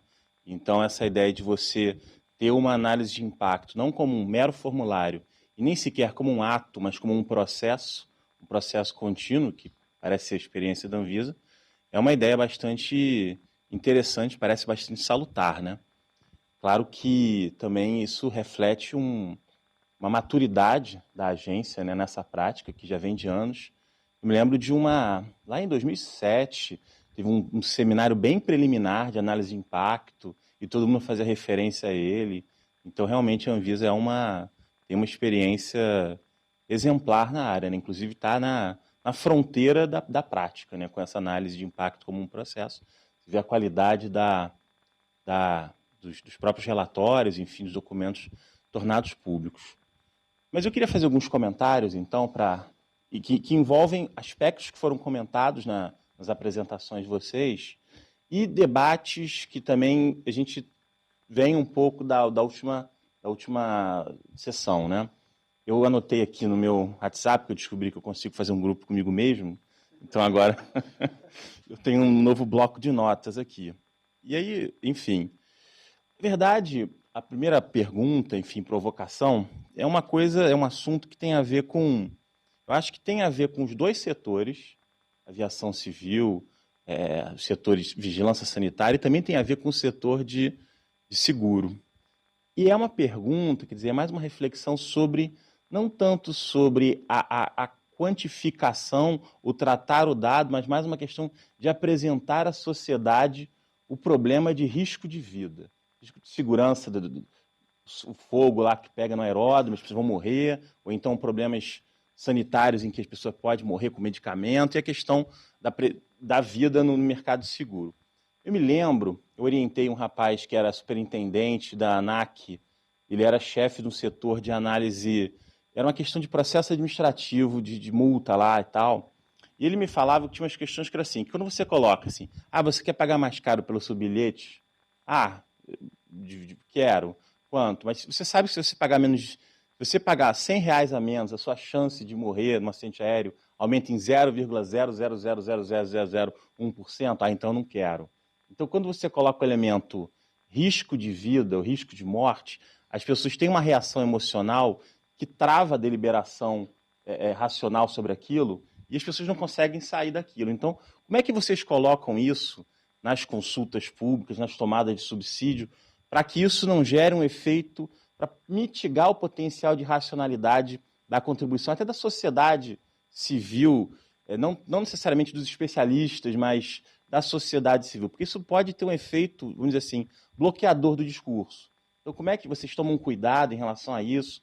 Como é que se racionaliza o elemento risco de vida na tomada de decisão e que envolve esse tipo de coisa, né? Enfim, há um cuidado especial? Como é que se faz isso?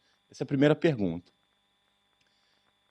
Depois eu vou fazer várias perguntas e aí a gente debate, tá? Vai anotar no seu autogrupo. Tem autocaptura, tem um autogrupo, né? Uma pergunta que também achei muito interessante, trazida por um servidor da SUSEP na última reunião, na última sessão. Assim, vocês vêm de agências, estão em agências que têm uma experiência consolidada em AIR. Para um setor e para uma autarquia que não tem essa expertise, essa prática, pelo menos, há algum detrimento em começar grande, em fazer uma análise, começar do formulário, é um caminho possível? Ou se você já aproveitando a experiência da própria Anvisa, da ANAC, de outras agências, você já dá para fazer análises mais avançadas, concomitantemente com análises mais singelas, enfim? Isso é uma segunda pergunta. Começar pequeno, começar grande, começar ao mesmo tempo, fazer cortes e... Terceira pergunta. Modelo mais institucional mesmo, tanto da ANAC e da Anvisa, pelo que eu entendi, é um modelo em que você tem uma agência de qualidade regulatória ou algo parecido, que é mais a gerência que coordena, o que estrutura as agências. A ANEEL, veio um representante da ANEEL na última sessão, o modelo é mais dividido, assim, distribuído assim, pelas atividades fins. Vocês acham que é essencial ter uma gerência de qualidade regulatória para coordenar o setor, ou dá para dividir pelas diretorias e botar, de repente, um funcionário? Qual seria um modelo interessante, assim? Terceira pergunta, né? Quarta pergunta. Essa é uma pergunta que ainda não veio. Essa é uma pergunta polêmica até. A análise de impacto, ela instrumentaliza uma tomada de decisão pela diretoria. Existem muitas decisões contrárias à análise de impacto. Elas pressuporiam uma fundamentação mais robusta ainda, idealmente, né, para você não decidir conforme uma análise de impacto. Isso é comum? Esse ônus argumentativo de superação da análise de impacto, ele é praticado? Enfim, isso é um ponto, né? Enfim, você faz uma análise de impacto, 250 páginas, apresenta para a diretoria, ela vai dizer, não concordo, a decisão é aqui. Existe uma superação dessa decisão, dessa recomendação técnica na análise de impacto? E, finalmente, Uma questão que é um assunto que é tratado pela literatura como ossificação regulatória a partir do excesso de informação, a paralisia da análise pelo excesso de informação. Quer dizer, você teve nessa análise que você apresentou da Anvisa, a última, né, da questão da rotulagem, tantas mil participações, e vocês até estão usando métodos sofisticados até de tratar elementos da informação. Então, você chega um momento que você tem tanta informação que você não consegue mais tomar uma decisão racional a partir daquele mar de elementos. Então, como é que vocês fazem para evitar que o excesso de informação seja ele próprio um problema para a tomada de decisão? Ou seja, a paralisia da análise pelo excesso de informação. Eu me lembro, eu fui diretor jurídico do Detran em 2007, e a gente abriu uma consulta pública para mudar o modelo de credenciamento das autoescolas, do Centro de Formação de Condutores. Aí a gente abriu ali 15 dias e tal, para fazer uma análise de impacto muito rudimentar, e chegaram assim 5.000 sugestões, ideias, coisas que eram incomensuráveis entre si. E tinha lá 1 ou 2 funcionários, um estagiário, e assim, a gente não consegue tratar esses elementos e a gente vai tomar uma decisão, seja ela qual for, diante desse excesso de informação irracional, porque a gente não consegue tratar essa informação. Então, como é que vocês tratam com o problema da ossificação regulatória potencialmente trazido pelo excesso de análise, pelo excesso de informação? Queria levantar aí essas 4 questões aí para vocês, depois trazer aí o debate para a plateia aí. Bom, anotei aqui também, em relação a valorar a vida humana, né? Hoje a gente acha um pouco ainda complicado na nossa cultura essa questão de valorar a vida humana, né? A agência americana, a FA, enfim, eles têm uma cultura e realmente valorizam a vida humana, né? Conseguem monetizar isso. Hoje a gente tem alguns estudos internos, enfim, até baseados aí nas experiências internacionais, mas a gente evita um pouco exatamente publicar isso e trabalhar em cima, né? Nesse caso, foi exposição ao risco, a gente não chega a trabalhar exatamente com valorar a vida humana, né? Eu acho que tem um caminho aí, enfim, para se traçar, enfim, para a gente começar realmente a discutir em cima, amadurecer um pouco e discutir em cima com a sociedade nessa questão realmente de você quantificar, enfim, o valor da vida humana, né? Bom, deixa eu ver se eu anotei tudo corretamente aqui. Você quer comentar? Eu comento os 4. Eu complemento essa resposta. O que ocorre? A valoração da vida humana, a necessidade dessa valoração, ela ganha peso quando você adota o método de custo-benefício, né? E a Anvisa adota, em relação a métodos de comparação, a seguinte questão. A gente preconiza análises em que o método seja adequado ao contexto. Então, a gente parte de uma perspectiva multimétodo. A gente compreende que há casos em que a análise qualitativa ela tem, em razão da disponibilidade de dados, em razão do contexto de análise, ela é mais valiosa do que a análise quantitativa. E em outros contextos, a análise quantitativa ela supera a qualitativa em razão do seu contexto. Então, há sim contextos em que os custos e benefícios, se medidos em termos de valoração da vida humana, ele é o adequado. E a gente tem experiências internacionais já apropriadas dentro da Anvisa de valoração da vida humana a partir de elementos que a literatura traz da economia da saúde. Então, a área de economia da saúde já tem algumas décadas de estudo para a tomada de decisão que envolvem, por exemplo, no Brasil, a incorporação de medicamentos pelo SUS, ela envolve uma análise dessa natureza. Então, a gente ainda não precisou fazer, porque ainda não aconteceu esse contexto em que a análise quantitativa supere a qualitativa, mas a gente tem em vista realizar esse tipo de análise a partir desse aparato da literatura da economia da saúde, que é uma que a gente transita bem e a gente tem conhecimento. Tá?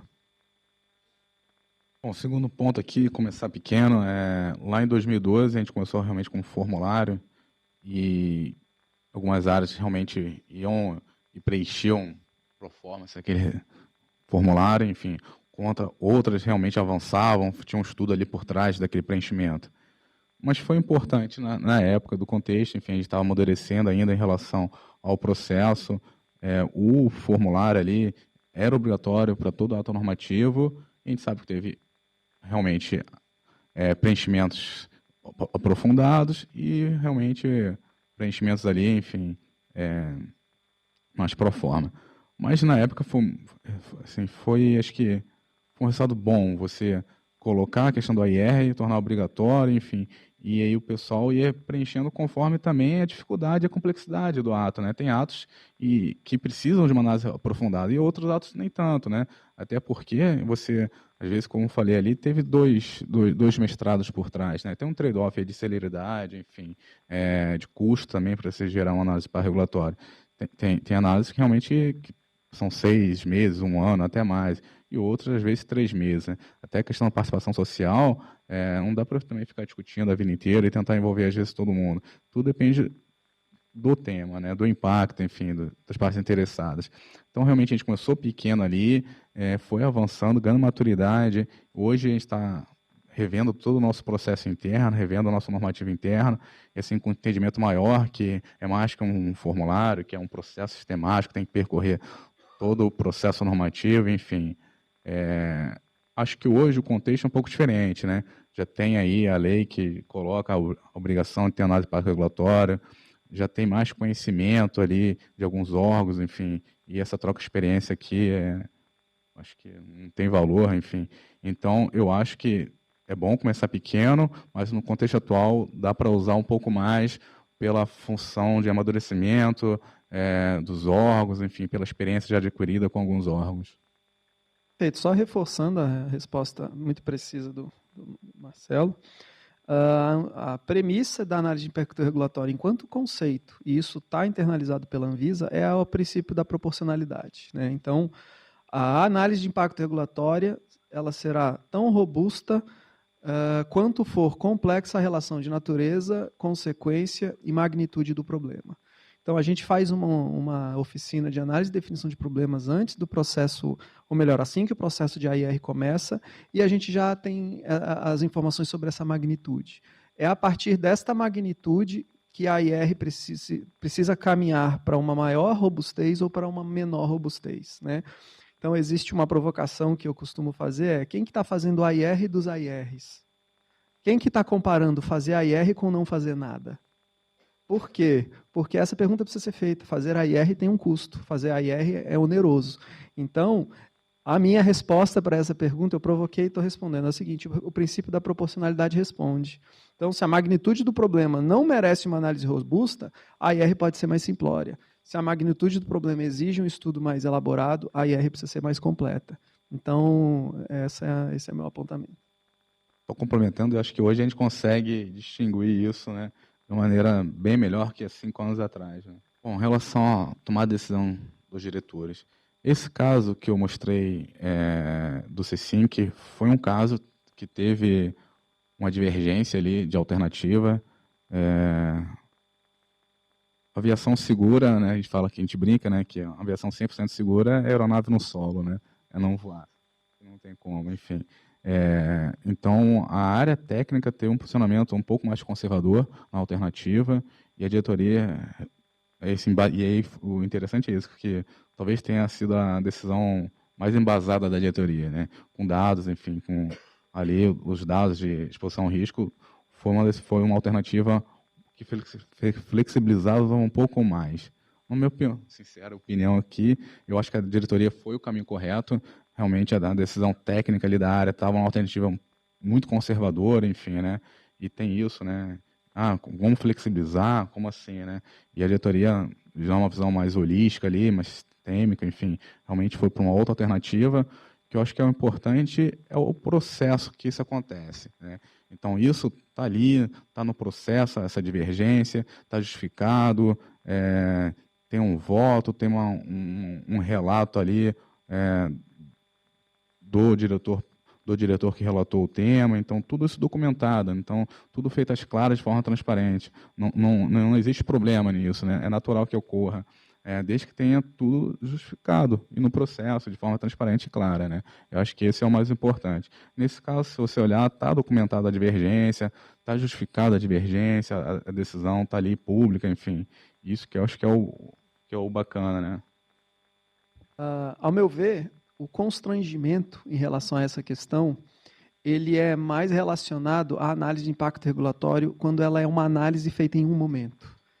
Quando existe uma área que senta, fecha a sala, faz uma análise e sai dessa sala dizendo, diretor, a melhor escolha é essa. nesse momento, principalmente quando isso é feito no momento tardio, isso tem um potencial de gerar constrangimento à tomada de decisão e um constrangimento à diretoria colegiada. Quando a IR toma um modelo de processo, esse modelo de processo participativo e transparente, a própria diretoria colegiada ela é inserida nesse contexto de construção. Então, por exemplo, na Anvisa, a área técnica conduz o processo até a tomada pública de subsídio de maneira autônoma. A partir de então, um diretor passa a ser relator daquele tema. Então, o diretor relator e a diretoria colegiada, em consequência disso, eles são partes do processo de construção. Então, a IR, nessa perspectiva de processo, ela acomoda melhor e tem uma melhor governança para evitar esse constrangimento da decisão apontar para um lado e o diretor e a diretoria entender que é para outro. Mas, quando isso acontece, há o devido processo, de modo que o diretor manifesta em voto o seu posicionamento. Quando um diretor manifesta em voto o posicionamento, tendo um estudo de 250 páginas anteriores para ele argumentar, a decisão dele fica mais qualificada e ele fica até mais protegido em termos de tomada de decisão. Ele aponta os pontos que ele apresenta divergência e decide, porque ele é uma autoridade para tomada de decisão. Pior é aquele voto feito em cima de pouco dado, aquele voto feito em cima de pouca informação. Então, a IR, nesse novo modelo, ela tem essa potência. Em relação ao acesso de informação, acho que hoje a gente talvez não viva esse momento ainda, né? Pelo contrário, existe ainda uma busca ainda por informação, questão de assimetria entre o regulado e o regulador, mas a gente tem resolvido isso com um cardápio de participação social, né? Como que funcionava antigamente? Existia só audiência pública, né? E assim como regulamentações obsoletas, o próprio mercado busca seu meio, isso aconteceu internamente. A gente tinha só audiência pública, mas as próprias áreas finalísticas começaram a buscar outros meios de se comunicar com o regulado. Então, workshops, webinar, enfim, entrevistas. Isso não estava regulamentado, vamos dizer, né? Então, a própria área finalística buscou outros meios de captar informações, além da audiência pública, de botar um documento lá, receber 5.000, 10.000 contribuições. E como que a gente gosta de regulamentar até internamente, e aí com base na experiência da Anvisa, a gente falou, não, interessante a gente ter um cardápio de participação social que permita outras formas de interação e de coleta de dados, né? E às vezes coleta mais inteligente. E foi que a gente fez, foi regulamentar isso internamente, está saindo a norma agora, enfim. Então, às vezes, uma análise crítica, por exemplo, a audiência pública talvez seja o mais correto. Se eu quero uma fase de coleta, de construção, e aí sim, workshops, enfim, reuniões, discussões em grupo. E a ideia não era nunca burocratizar, pelo contrário, né? Algumas regrinhas claras para evitar problemas de captura e tudo mais. Então, participação social é importante, faça no início do processo, mas coloque isso dentro do processo, né? Evite algumas discussões, alguns problemas, enfim. Então, tudo tem que estar documentado no processo que foi discutido ali, as decisões foram tomadas ali. Então, a argumentação vem nesse sentido. E aí, para tentar resolver esse problema de excesso de informação ali, da audiência, buscou exatamente outras formas de coleta, né? Então, workshops, reuniões, e aí acho que consegue, às vezes, dosar de acordo com o meu problema, qual seria a melhor forma de eu conseguir essa coleta de dados, evitando essa enxurrada, né? Uma questão que a gente frequentemente se depara é com o enfrentamento de um tomador de decisão ou de alguns outros órgãos de governo, enfim. E nos pergunta o seguinte, mas não demora muito tempo para fazer a IR? Mas não demora muito, vocês não precisam de muito esforço para fazer a IR? A tomada de decisão não acaba sendo retardada ou pode haver uma paralisia ao processo de tomada de decisão? E o que a experiência tem mostrado é o seguinte, quando a decisão é precipitada, aí sim custa caro. Por quê? No caso de uma decisão de uma agência como a Anvisa e a ANAC não é diferente, a figura da judicialização ela é evidente. Então, uma decisão mal tomada, que ela incomode stakeholders não engajados, que não compreendem o problema, a decisão ela corre um risco forte de judicialização. Outro ponto, há um risco de inobservância daquele regramento. Então, o outro ponto que gera, muitas vezes, é uma reação política, dada a precipitação da decisão, que leva a Anvisa a precisar revogar aquela decisão tomada. Então, o que a gente percebe? A gente percebe que quando o foco é tomar uma decisão rápida, se essa decisão for rápida e não for boa, a gente corre um risco, aí sim, de um prejuízo maior. O que a IR faz? A IR torna isso um processo, chama os impactados para o debate e para construir a decisão, para amadurecer o problema, as alternativas, as comparações, de tal modo que quando a decisão é tomada, todos os impactados estão cientes, estão sensibilizados, estão engajados em um nível superior ao anterior. Então, assim, a Anvisa tem, em média, a Anvisa demora 2 anos e meio para tomar uma decisão. Isso é um dado que a gente tem internamente. 2 anos e meio para tomar uma decisão.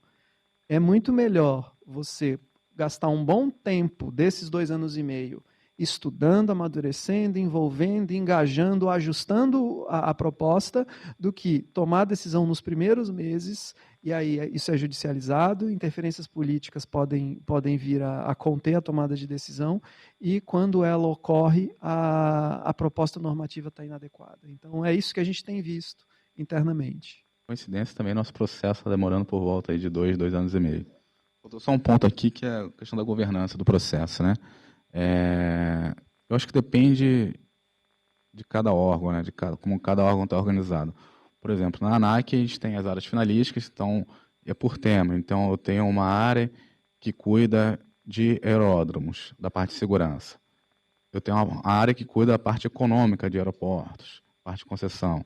Eu tenho uma área que cuida de empresas aéreas, da parte econômica, e direitos de consumo. Eu tenho uma área que cuida de aeronavegabilidade, então certificação de produtos aeronáuticos, de aeronaves, enfim, e organizações de manutenção, mecânicos. Eu tenho uma outra área também que cuida de pessoal da aviação civil, então vai cuidar de comissário, piloto, despachante. Uma outra área que cuida da operação de tudo isso, enfim. Então, tá por temas. A gente poderia estar organizado, por exemplo, por processos. Então, eu tenho um processo de certificação, de regulamentação, certificação e fiscalização. A gente está por tema, então cada área dessa, ela regulamenta, ela certifica, ela fiscaliza. Como que esses processos estão descentralizados, no nosso caso, eu acho realmente importante que tenha uma gerência, enfim, alguma área com uma visão holística, né, que vá exatamente padronizar o processo, garantir a qualidade, independente da área que esteja rodando o processo, executando o processo, que garanta, enfim, uma padronização, uma qualidade. Ter essa visão mais sistêmica, exatamente de capacitar, monitorar, de internalizar as boas práticas. Enfim, mas esse é o caso da ANAC. Eu acho que depende da particularidade de cada órgão, né? Como cada órgão está estruturado organizacionalmente. Essa questão de ter ou não uma unidade organizacional, ela é interessante e é uma opinião pessoal minha, com quase 10 anos de experiência em AIR, me mostra o seguinte: a área de AIR, se ela existir, ela tem que tomar o cuidado para não competir com a área finalística. O processo tem que ser absolutamente colaborativo. Em que medida? Se a área finalística tiver autonomia, conhecimento e condições de tocar uma análise de impacto regulatório, para que essa unidade se coloque como um ponto de apoio e de assessoramento, se necessário for. E essa área existindo, ela dedicar foco às áreas menos sensíveis e com menos conhecimento para a execução, né? Então, a gente faz esse exercício a todo tempo. As áreas que têm da Anvisa mais autonomia, a gente incentiva a autonomia. Porque não necessariamente nós, enquanto áreas de melhoria, nós precisamos existir. Pensando num cenário de futuro em que a melhoria regulatória já está na veia das áreas finalísticas, será que é necessário uma área de promoção da melhoria regulatória? Tenho dúvida, mas o entendimento, e concordando muito com o Marcelo, isso tem muito o contexto de cada órgão. Eu, enquanto gerente de análise de impacto regulatório, vou ficar muito feliz se esse cargo não existir. Por quê? Porque eu estou olhando para uma área, estou olhando para áreas finalísticas da Anvisa que já tem a IR como mindset. Eles já conduzem a regulação utilizando elementos de AIR sem precisar de ninguém incentivando, de ninguém promovendo. Então, agora, isso é um cenário de futuro e eu penso que é um futuro longínquo. Não estamos perto disso ainda não. Quem trabalha com AIR tem um esforço diário de sensibilização, de ensinamento.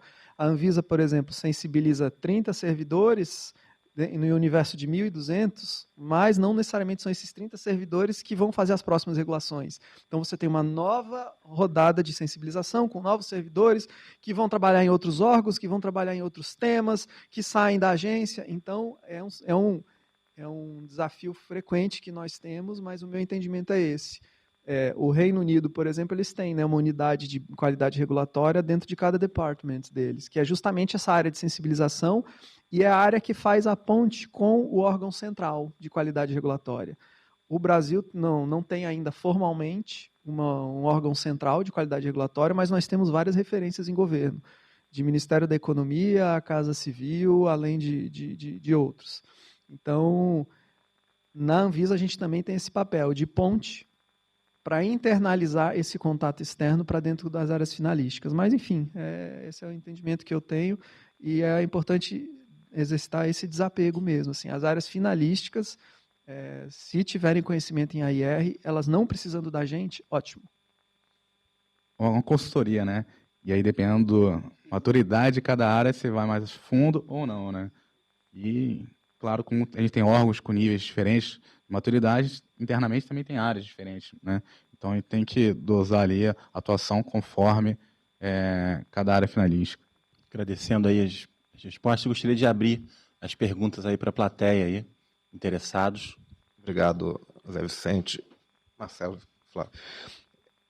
A pergunta ela até é bem simples, mas acho que tem um contexto, e pegando acho que uma colocação bastante feliz que o Márcio fez na abertura dele, a questão no setor de seguros acaba que o produto é intangível, né? E diferentemente até do setor financeiro, bancos, né? O seguro pode ser que você sequer utilize o produto se não ocorreu o sinistro, né? Tem até uma discussão de, olha, a utilização não é isso, a sensação de você estar protegido já é um benefício do seguro, mas isso aqui não vem ao caso. E provavelmente no setor de seguros, até por essa característica, tão mais complexa, eventualmente, seria até a participação do cidadão pessoa física mesmo, nesse processo. No sentido de você imaginar que a regulação está tentando diminuir assimetrias, né, e no limite, oferecer produtos mais adequados, com preço mais justo, fomentar a competição, que no final é para beneficiar o cidadão enquanto consumidor desses produtos, né? Eu acho que é agravado no seguro, mas eu gostaria de perguntar, a pergunta efetivamente tem muita participação do cidadão, né, nessas consultas públicas, nesse processo de AR, né? Eles entendem exatamente os impactos que determinada medida vão chegar ao final do dia para ele, essa questão. Acho que na ANAC, há pouco tempo, a gente teve toda essa questão das bagagens, né? Se pode, não pode, vai, não vai, essa questão toda. Isso vocês percebem isso? Né? Como é que se dá esse processo do cidadão, do consumidor interagindo com a IR? A pergunta é ótima e ela permite um debate até teórico sobre, né? Em 76, se eu não me engano, um teórico chamado Stigler, ele trouxe o seguinte: o momento participativo pode ser uma arena de captura. O que é captura? É o momento participativo ser tomado por quem detém mais poder econômico do que o cidadão, que é o objeto da sua questão. Então, o que a gente verifica? Que a gente tem um desafio, enquanto agência reguladora, que é contrabalancear isso de modo a trazer o cidadão a participar para que isso não aconteça. Por que essa teoria traz esse desafio? Porque é óbvio que cada um vai dedicar o seu tempo na medida que participar daquilo te trouxer um ganho. Então, uma empresa tem evidente ganho de tentar interferir ou de apresentar recomendações a uma tomada de decisão da Anvisa. Mas e um cidadão? O ganho dele é difuso, o ganho dele é marginal. Então, ele não sai da casa dele, ou ele não se dedica a ler 250 páginas, se o ganho para ele de participar é mínimo. Então, o desafio dado para a Anvisa e que a gente já tem feito é justamente esse. Não sei se vocês lembram o exemplo de instrumento participativo que a gente usou, ele traz elementos, inclusive, da economia comportamental já, que é você, quando se dirigir ao cidadão para fazer perguntas, essa pergunta ela apresentar uma clareza e que ela exija um conhecimento apenas cotidiano dele. Quando você se dirige à empresa, não, você já abre um debate mais técnico, justamente para que essa captura do momento participativo não ocorra. Então, o que a gente verifica num passado mais remoto da Anvisa? A gente fazia perguntas muito técnicas em momentos participativos. Isso, por si só, já afugenta a participação do cidadão. Né? Então, nesse passado mais remoto, é mais provável que tenha acontecido essa captura, que é quando quem detém mais poder econômico toma conta do momento participativo e o cidadão fica de fora. Então, a pergunta é excelente. Boa, realmente, a pergunta. Eu acho que é um desafio ainda e também existe uma autocrítica das agências reguladoras, enfim, de como superar esse desafio. Mais ou menos como o Flávio falou, as empresas são organizadas, enfim, elas conhecem, elas sabem que é uma agenda regulatória, elas acompanham, enfim, elas sabem quando vai abrir uma audiência pública, enfim, elas estudam, então elas são realmente bem mais preparadas, né? E como você trazer o cidadão para essa participação social? Muitas vezes realmente é difuso, né? Enfim, o benefício, o regulado, que é a maior parte, pelo menos da ANAC, são as empresas, enfim, a gente tem os pilotos, que são pessoas físicas, mas o cidadão, o passageiro, como fosse, é indireto, né? Realmente difuso. E como trazer ele para dentro dessas participações sociais? A gente tem buscado ali, enfim, como as associações de defesa do consumidor, mas realmente trazer diretamente, a gente tem que pensar como fazer isso, ou se até essas associações, qual o nível de representatividade dessas associações. E a gente precisa melhorar muito a nossa comunicação, né? Eu acho que você comentou da bagagem, né? A bagagem acho que é um exemplo de como que a gente precisa melhorar um pouco a nossa comunicação. Se olhar tecnicamente, a decisão, ela seguiu os padrões todos, o processo, enfim, a gente tem parecer técnico, CGU, TCU, Ministério da Economia, a própria Câmara dos Deputados, ali o Congresso tem parecer favorável, Ministério Público, então, tecnicamente, a decisão está bem amparada, né? Mas a gente vê que a gente talvez tenha pecado um pouco na comunicação, né? Realmente de como se comunicar diretamente com o passageiro ali, né? Então, realmente, acho que fica é um desafio, não é fácil essa resposta, e é uma autocrítica que realmente a gente precisa avançar nessa parte ali, desenvolvimento direto ali do cidadão. Só complementando e respondendo a sua questão também tinha, afinal, os cidadãos participam ou não, né? Acabei tornando a resposta um pouco teórica, mas na prática. A gente tem se surpreendido com o movimento de cidadãos na participação da Anvisa. Inclusive, no ano retrasado, a Anvisa fez a maior consulta pública da sua história recente, com 13 mil participantes. Essa que eu trouxe hoje, houve 3 mil. Essa, então, que é a do banimento de um agrotóxico, ela contou com 13 mil participantes. E foi curioso que aconteceu o seguinte, fazendo um gancho com a fala do Marcelo da necessidade de a gente melhorar a nossa qualidade de comunicação, o que ocorreu nesse caso? A participação social vinha com baixa participação de cidadãos. Era um momento que tinha realmente um domínio de empresas, de entidades organizadas, até o momento em que uma celebridade de televisão, que é a Bela Gil, acho que alguns de vocês devem conhecer, ela é militante da alimentação saudável, ela trouxe para si esse papel de sensibilizar os cidadãos a participarem. A partir do momento que isso veiculou na imprensa, os cidadãos passaram a dominar o processo participativo e a participação social acabou com um desfecho de 80% de participantes sendo cidadãos. E aí o que isso deixa de ensinamento? Não precisa ter um voluntário, alguém da sociedade, muito menos uma celebridade assumindo esse papel. A própria agência pode fazer esse elo com os cidadãos. E é o desafio que a gente tem de melhoria na comunicação. Estratégias de comunicação melhores para trazer esse cidadão a participar. O cardápio de participação social que a Anvisa tem justamente já é uma medida nessa direção, porque a gente tem uma série de maneiras de contatar a sociedade e trazê-los a participar. Quando o foco for cidadão, você pode lançar mão de maneiras de participação social que sejam mais didáticas, que sejam menos técnicas e que façam com que o cidadão se sinta parte daquilo. O Marcelo comentou sobre essa IR específica e que tem 2 mestrados por trás. Eu lembro também de uma outra IR mais ex post da ANAC de liberalização, que também foi feita em parceria com o BID. Antes de você comentar essas, a IR nível 3 da Anvisa, a única era de logística reversa, que também foi em parceria com a Unicamp. Então, eu queria saber se essa parceria ou com organizações internacionais ou com faculdades, se ela é uma possibilidade, uma solução que já existe ou que está sendo discutida. Essa é uma. E a outra é sobre a questão da proporcionalidade. Assim, porque isso é muito... A gente sente que precisa de uma análise mais profunda, mas assim, ainda é bastante subjetivo. Então, se vocês têm casos concretos já em que o que vocês entenderam que não precisava foi interpretado de outra forma, ou pela sociedade, ou pela diretoria, no sentido de voltar e falar assim, não, isso aqui vocês precisam fazer uma análise maior profundidade.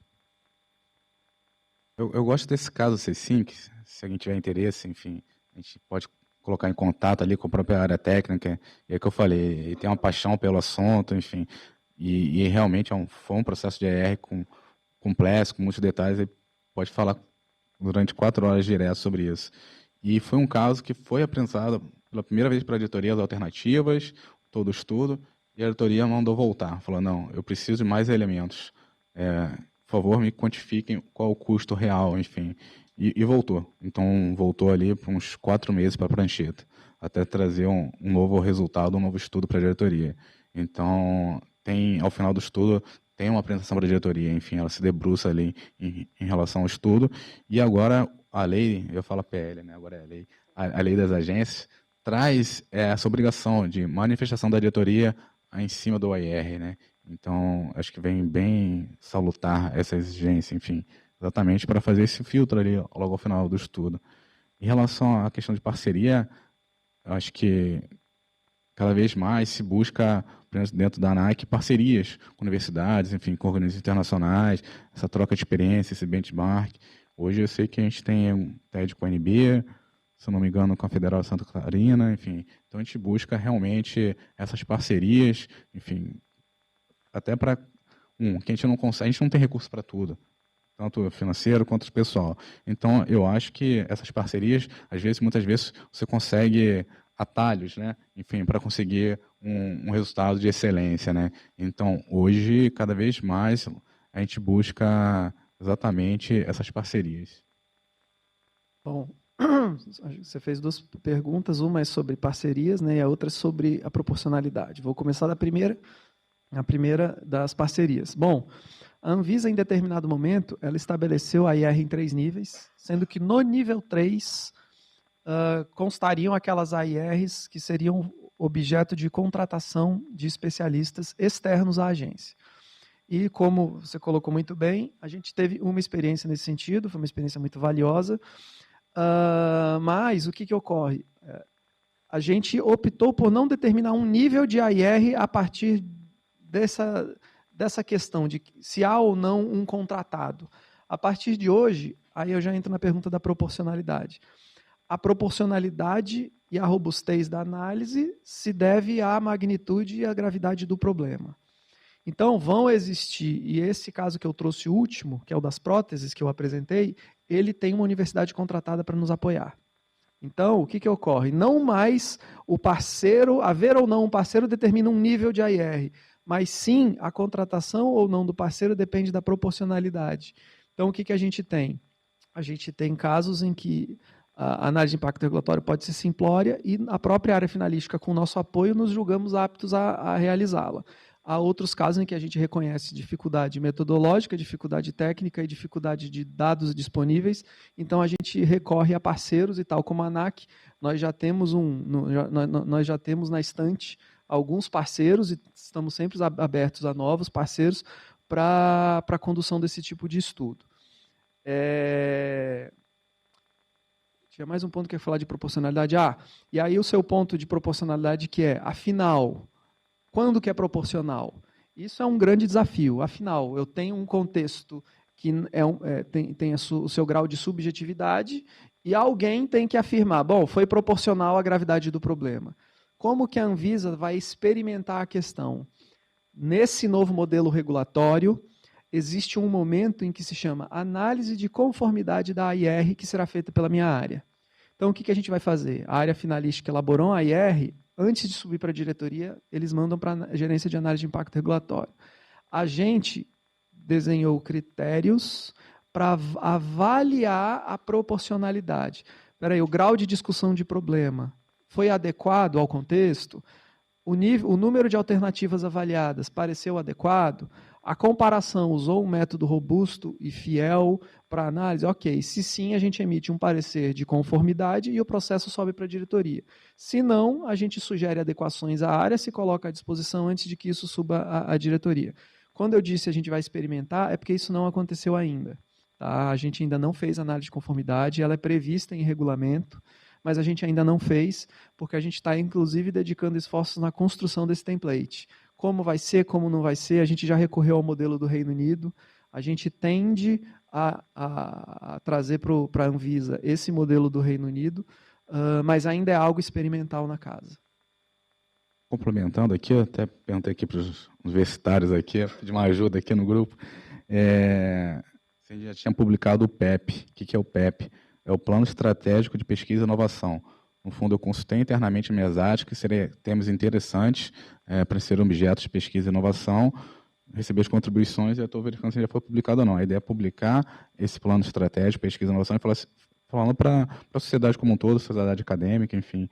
Esses são os temas de interesse da ANAC, né? Então, estamos publicando quais são os temas, se vocês tivessem interesse, estamos à disposição aqui para conversar. Então, pelo que eu vi aqui, acho que não foi publicado ainda esse plano. Mas a intenção é isso, dizer para a sociedade, principalmente para a sociedade ali, a parte acadêmica, quais são nossos temas de interesse, para buscar exatamente esse ganha-ganha, vamos dizer, né, nessa relação. Oi. O antigo modelo de mapeamento de impacto da Anvisa, como é que vocês alimentam ele? Porque análise multicritério, geralmente você faz um workshop, aí você pega a percepção de várias pessoas. Ali parecia que o REMAI ele vinha antes da tomada pública de subsídio ou participação social. Então, como é que vocês alimentavam ele para gerar aquele resultado verde, vermelho? Lembrando que o REMAI é o que eu chamei de fluxo antigo, que é aquele painel de impactos, né? E que é o modelo que a gente está superando. Por que a gente está superando? Porque ele já é em cima de uma proposta de norma pronta, de modo a subsidiar o diretor. Então, só para recapitular isso, como que a gente faz? A partir do momento em que a área já tem uma proposta de norma, uma minuta de norma, ela tem um formulário, nós oferecemos um formulário e nos colocamos à disposição e muitas vezes fazemos um encontro com a área para seu preenchimento, de modo que ali a gente tem nesse formulário, por trás dela, escalas de julgamentos semânticos baseados no modelo multicritério de Macbeth. Então, por trás desse formulário, eu tenho essa escala de julgamentos semânticos que, a partir do preenchimento daqueles indicadores, essa escala aponta a pontuação de cada resposta de modo a acender aqueles semáforozinhos. Então, é a partir de julgamentos semânticos pré-estabelecidos que isso é feito. Então, na prática, a gente chama a área para preencher ou eles mesmos preenchem, contando com o nosso apoio, e o resultado disso é aquele painel. É a área. É a área que... As 3, 4 pessoas que marcam ali. Lá na Anvisa a gente costuma ter, nem está previsto em regulamento, mas é uma prática. Existem pontos focais de condução do processo. Então, são 2, 3, 4 técnicos de uma área, supervisionados por um gestor e muitas vezes supervisionados por um diretor que conduzem aquele processo, que são os técnicos, os tecnocratas que têm domínio daquele assunto. Então, esses técnicos é que preenchem esse REMAI, mas o REMAI consta do processo e ele é submetido à aprovação das instâncias superiores. Tá? Não é comum, mas acontece de haver uma divergência em nível de diretoria sobre os resultados, e aí o resultado é revisitado e isso é devidamente transparente no processo. Tá? A gente coloca o histórico disso no processo, mas é muito raro. O mais comum, e é um dos elementos que eu trouxe para vocês na apresentação, há o preenchimento disso pela instância técnica, mas há pouco, na minha visão, pouco apoio à tomada de decisão, considerando o momento em que aqueles gráficos aparecem para o tomador de decisão. Tá? É só porque, geralmente, isso é avaliação da percepção do impacto. E aí, quando você está avaliando percepção, geralmente o que você faz é você avalia de muita gente para que aquilo tenha um valor um pouco maior. Mas da Anvisa era só área técnica, né? A gente, quando criou o mecanismo, a gente tinha no radar essa visão. A gente, inclusive, entendia que a gente tinha que fazer o preenchimento com participação social. A gente queria aliar as duas coisas, que o preenchimento do impacto incluísse a percepção, inclusive, da sociedade e que o preenchimento envolvesse os stakeholders. Né? A gente aprendeu com ele Todo o aparato técnico que consta no mapeamento de impacto, o que ele é? Ele é um método de comparação de opções que a gente pode lançar a mão no modelo novo. Só que a gente supera a análise de impacto como apenas aquilo e a gente transpõe aquilo para ser um método de comparação de opções a partir de análise multicritério. Então, o aprendizado fica, é um modelo que a gente está superando, que tem um imenso valor, ele vai continuar existindo na Anvisa nos próximos meses, mas a gente não... Era um mecanismo que não merecia mais investimento nessa direção, mas a sua fala é precisa. O ideal seria um preenchimento com os stakeholders. Bom, considerando, então, o tempo e a gente agradece aí a participação de todos, a participação dos convidados. É sempre uma alegria, um prazer ter a participação de autoridades importantes na atuação da análise de impacto. E então convidamos todos vocês aí para o último evento aí, né, a última sessão do evento, em que a gente vai buscar realizar, enfim, limitadamente, alguma abordagem mais exploratória num tema de análise de impacto no setor, enfim. Então eu dou por encerrado aí o dia de hoje. Muito obrigado.